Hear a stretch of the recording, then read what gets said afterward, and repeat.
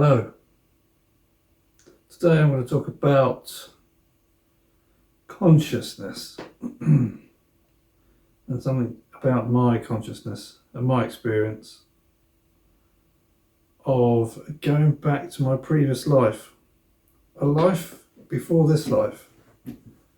So I remember, if you've seen other videos you'll know, but I remember my life before I came here. I have memories of it, and that is still a concurrent life to now, believe it or not. So I'm living here, having a human experience, but I'm also somewhere else. My consciousness is split between two incarnated beings. There's a primary incarnated being, which is my previous life, and whilst there, I had decided and had the opportunity to split my consciousness and have a human experience here on this planet, and that's me now. And this is some experience to do with that and how I understand that is exactly what's going on, and that is the truth of it. It's sort of more information, more evidence for myself. I mean, I can't prove it to anyone. This is just my story, and if you're interested, please listen. And if you believe it, that's great. You know, maybe it'll help someone out there who's having some similar experiences or understanding. And if you don't, then that's fine. Just treat it as science fiction, if that's how you feel. If that's how you feel about it, if that's what you want to do, or maybe you find it a bit too scary to think of it as a reality, or it's just too far away from your understanding and experience, which will be for a lot of people. But if you're watching this, maybe you do understand. And I've had memories seeping in of my life in this previous life. So I know where I was before I came here. I know where I'm going to when I leave, because when this body dies, this vessel dies, this part of my consciousness that is experiencing this life is going back to my primary incarnation. So let me just tell you what happened. I'll put some pictures and sort of video bits to try and, make it look more interesting rather than just me talking about it and, alluding to what's going on. What happened was, there was one night, I can't remember when it was, a couple of years ago now, and I still meditate as much as I can. I try to meditate every day, but I probably don't meditate every day. But anyway, this particular day, it was about 1 o'clock in the morning. It was late. I decided to have a meditation before going to bed. That might help with having more karmic dreams, maybe, or memories, some people might say. But I do think it's quite a nice thing to do if you're not too tired. Anyway, so I was sitting in meditation on my meditation cushion, and I went, and I could feel myself going quite deep quite quickly as I was sitting there. And for me, what that means is, basically, when you really go into deep meditation, you're just coming out of the body, really. I mean, we think these bodies are ours, this is me. Well, this is me as a human. But the real you, the real core of you, is not the physical body. This is just a vessel. For as far as I'm concerned, and what I understand and my experience, is that in a way there's no such thing as death. Some people might be happy to hear that. Others might think, what? That's weird. The body dies. This body is not going to live forever. But you, who you really are, who you truly are, your sentient consciousness, goes on and has many, many, many, many lives in different ways, in different places, different planets, different universes. And who knows how many other different things, as planets. You might have a life as a planet. I think a planet has consciousness, and I'm stretching out more than I was going to when I started, but your consciousness, you can have an existence as a rock, as a as a tree, as a person, as an insect, as a cat, as a dog. You can have a existence as a planet. You can have an existence, I think, perhaps as a solar system. A solar system might have its own consciousness. I know that's kind of strange to think about, isn't it? You might have an existence as a galaxy. A galaxy has its own consciousness. Because everything is consciousness, basically. So many people are getting to this understanding nowadays. I've noticed a few people saying from different things, different places, how instead of physicality exists and we become within it, it's the other way around. It's flipped. So consciousness is what actually exists. Sentient, intelligent consciousness, for want of better words. And out of that consciousness, we create this reality. So that you hear many people say, this reality is not real. It's a simulation, and we create our life, we create how our life goes and all these sort of things. And I think they're all true. They all have some basis in truth. And it's because we are essentially non-physical beings. We are an intelligence. And out of that intelligence, that underlying thing, comes everything else. So in other words, everything is conscious, really. There's a consciousness of the universe. And this is one universe in a multi-universal environment, which I believe we're living in. So there's a consciousness for each thing.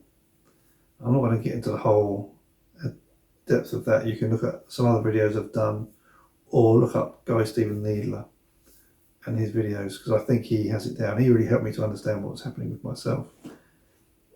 And I haven't mentioned that in some of my videos. But anyway, so I was able to come here to have this human experience. And I think that is, and you also do hear people say that it's, it's a great honour to come here and have a life as a human. And you might think, oh Christ, this is a shithole. Why would I want to come here? And I've had those thoughts myself. Still haven't. So, man, what a place. When I've left this place, from where I stand now, I'm not coming back. Will I be glad when I'm dead? Yes. I'm glad to go back to where I came from. That's one thing. But I also understand that I've come here for a reason. And I don't think I fully understand all the reasons, but it's all to do with growth. And I think that everything's expanding. Like the smallest part of, let's say there's a massive consciousness of the multiverse, and all the other consciousnesses within it are like smaller and smaller. But all the smallest parts of consciousness are down to a person. Our point is to expand our consciousness from this level and understand more and become more, so that eventually we become something which can split our consciousness into lower consciousnesses, and they might grow and become more, something like that. I don't fully understand it. Let's be honest, but I can only understand it as far as my experience goes. But I think that we're all supposed to. So this is part of expansion. So my primary incarnation is having an experience here as me. I'm talking about him as a third person, but it's me really. But, it is me. But I'm not fully aware of him.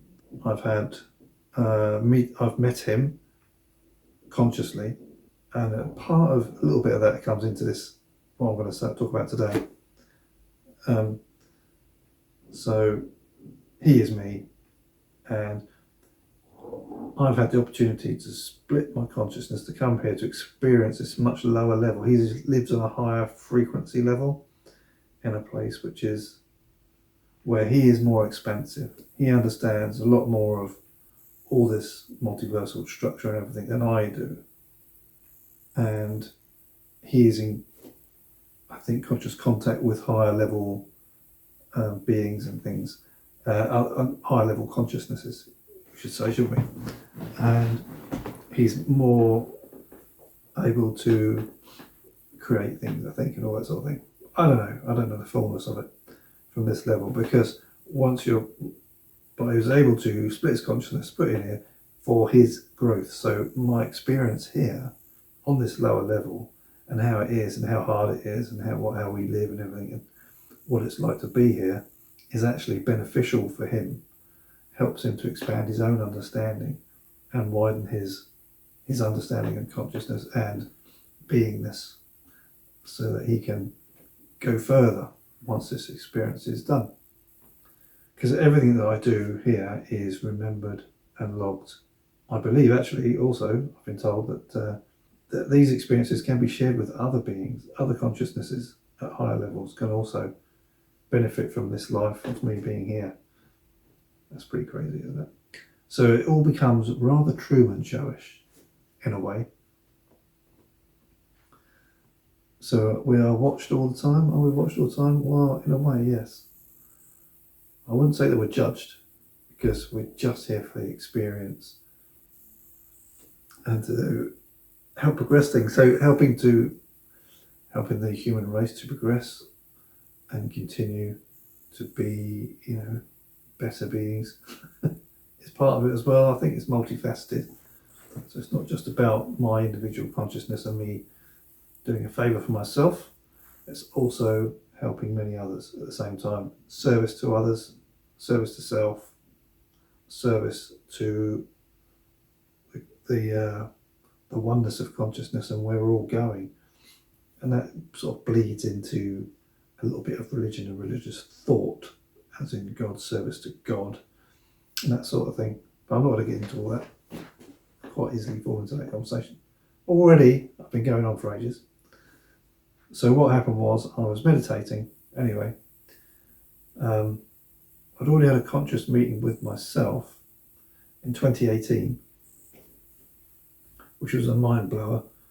That's when I discovered that I am a secondary incarnation and I live somewhere else. It explains so much stuff for me.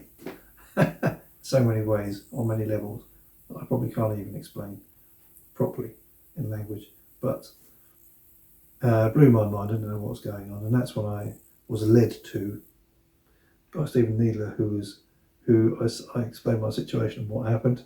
And I said I didn't understand how I could be in two places at once. I thought I'd have a life here and then maybe I'd die. We talk because we learn about reincarnation, don't we? And so I imagined, okay, I was alive, you die, whatever it is of me, then has another life in another vessel.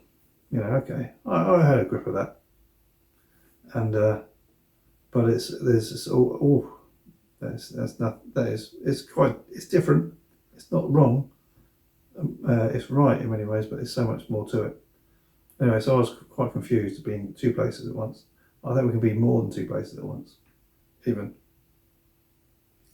But in this case, I'm in two places at once, let's say.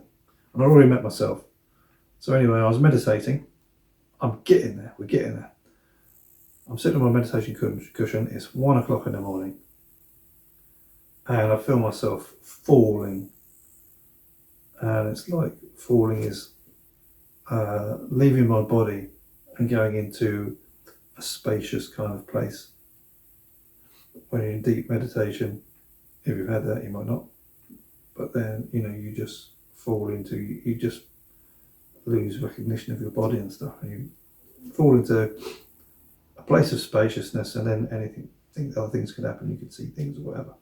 Or nothing happens and it just time disappears.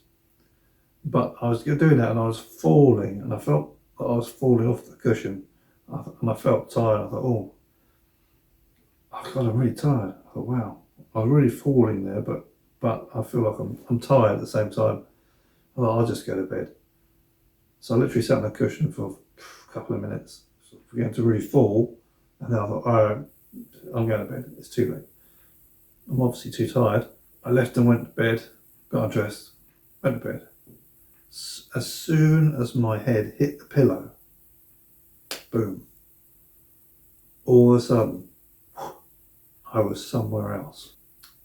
it felt like when I hit the pillow, it felt like I fell through the pillow. You might see in some movies or something, it was, some fantastical things going on. But that's exactly how it felt. It felt like I just fell through the pillow, through the bed. My head hit the pillow and felt like I fell through it. And then my eyes were open and I was somewhere else. It was pitch black. And I was looking around and I didn't know what was going on. I thought, oh. And it was like, it was real. Like, real. As real as real, if not more real than this. Right? I was like, oh. And I have had many lucid dreams before in my past. I don't lucid dream that much anymore. I used to lucid dream all of the time. I don't have that so much anymore, but I know that can feel very real. But this was different quality. This was like just real. And it was pitch dark. And I looked around and then I saw this off to my left. I saw this panel. And I couldn't see what it was made of, but it was because it was dark. The buttons were sort of lit up with a fake glow, and there was a line around it. I'll put the picture thing up and make some AI video sort of things to flow along with it. And the panel, it had like 4 rows of numbers, I think it was, and there was a line of numbers. And then there was lines of letters like A, B, C, D, things like that on there. And I was like, ooh, what's that? So I felt like I was in something. So I felt like I was in like a pod. And it was pitch black and there was a panel. So I had a control panel for inside the pod where I could do stuff. But I just looked at it. Like that, and then I heard this voice came, and this voice said, oh, I think there's someone else here with me. And it was like I was thinking that. So in my mind I said, oh, I think someone else is here with me. But I didn't want to say that. I didn't deliberately say that. It was just, it was said in my mind. It was like me saying it. I felt like I said it, but I had no idea why I would say that. Because I wasn't feeling anything like that, but I said that. After I said that, or my mind said that, it was like, huh? And then, boom, I was back in my bed. Suddenly I opened my eyes and I was back in bed here. I just came back immediately. What had happened is I believe that my prime incarnation is in a stasis pod of some sort. He's in a pod and he's in there, lying in there, and he's allowing part of his consciousness to come here to be me. But for some reason, I'd gone back to my primary incarnation. And so when I heard my voice saying, oh, there's someone else here with me, that was my primary incarnation. Was sensing me being there. Slightly complicated, but not, you should be able to understand it. So he split his consciousness, and at that point in time, the split consciousness was in the same mind, in the same body, at the same time.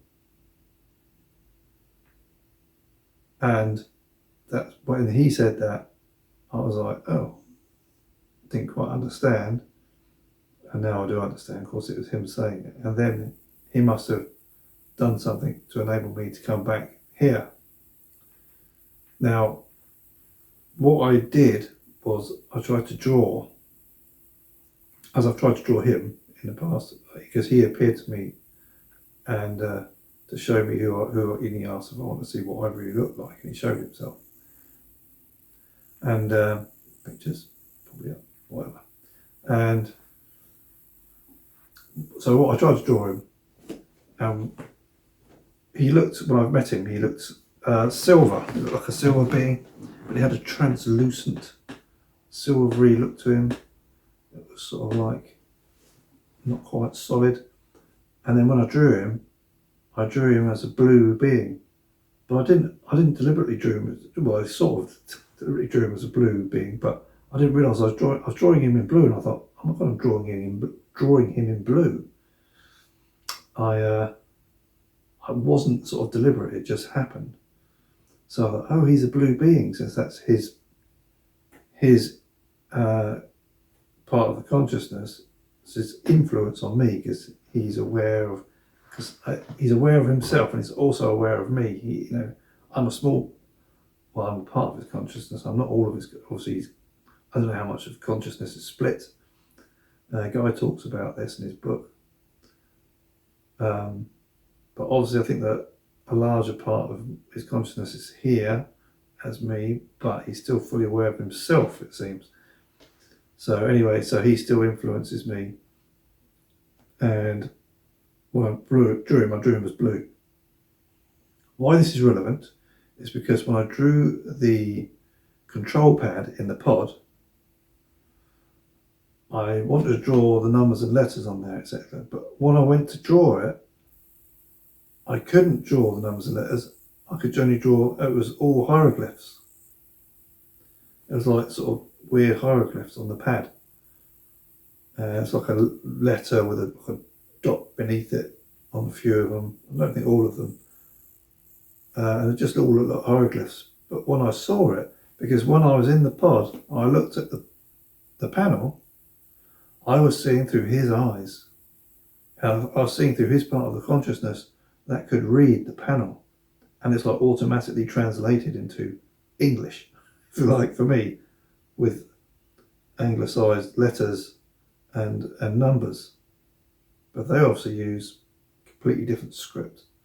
And so that's a little bit like, the silver, and I drew in blue. When I went to draw it, I just drew it with the hieroglyphs.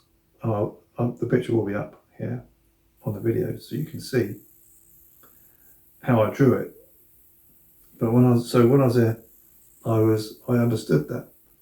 So it's quite interesting, isn't it? It's how it all tangles together. And then I came straight back here. And then I fell asleep after that, as per normal. But that was really interesting. But that was a confirmation of although I had met him in my consciousness, this was like another thing that happened that confirms to me that he at least he must spend a lot of his time, or all of his time, in the pod. Now, when I'm asleep at night, it's quite possible once I've passed out of my consciousness, it goes back to him, and then maybe he does stuff when I'm asleep at night. I'm pretty sure that is the case sometimes. I can't really explain it very well, but I know, and I wake up sometimes. I think, been having a good time there, and I wake up and I'm in a different mood. So I think that does happen. So I don't know if those are nights when you don't dream, or I don't dream or anything, or what happens with that split consciousness. But obviously I go back there, but not always, maybe, because he's fully experiencing being here. That's the point. So that was my story. That was my story for today about the Immersion Pod. That was it. I see him on if you go to Cosmic Agency on YouTube, they talk about, I was led to that channel as well, and they talk about immersion pods. It's because they did several videos on immersion pods. I'll put a link in the description, perhaps, to one or two of their videos on immersion pods. And that was really helping me to get a grasp of what's going on, because it was all sort of, I was floating around understanding it all. That really helped me to understand some technologies. So that clearly is the case, that there is some sort of technology involved, as well as more powerful being, a more advanced being, a more evolved being. He's a more evolved being, and is able to do many more things. And he's such a split in his consciousness, but he's also using a technology to help him do that. Now I've been here. I think I was born here, so I don't know at what point his consciousness entered me, as a baby in the womb or after the womb, all that sort of thing. Those are interesting questions, aren't they? But I have memories of being a baby and before I could talk and thinking, and thinking stuff and not being able to talk. So I was fully aware. So I've definitely been innocent to Charles. It's a long time. But I'm not sure if it's a long time for him. Because I believe that, I don't think time really exists. We just experience time in the way we do in this environment, in this place. And the fact that when this body dies, I'm going back to my life there. And how much time will have passed there? I don't think that much. I don't think so. But I don't know how much time will have passed. But also I know that, at times I am going back there, even though my body is still alive here. This body is alive. Quite confusing, isn't it? It can be, and it's quite in-depth, really, when you think about it. On one level it seems quite simple, and others, when you really start to think about it, it's quite complex. How does it all work? All right, so that's it. Hope you enjoyed that, and I hope you tune in to the next video. Thanks very much. Bye-bye.